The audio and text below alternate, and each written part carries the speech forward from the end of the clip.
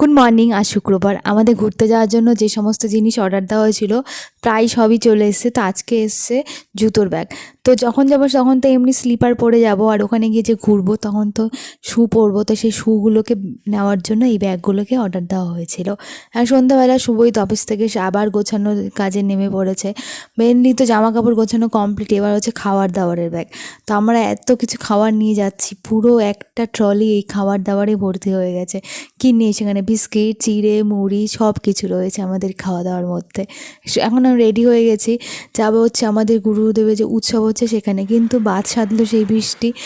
Ready হয়ে এখন বসে রয়েছি। কী যে ঝমঝমিয়ে বৃষ্টি হচ্ছিল আর যে তুমুল বাতাস হচ্ছিল, মানে আমি ভাবছি যে ওখানটাতে অনুষ্ঠানের ওখানে খুব দুর্যোগ হয়ে গেছিলো। এখন গিয়ে পৌঁছলাম হয়নি 9টার সময়, গিয়ে দেখি চারিদিকে জলে থই আর কাদা।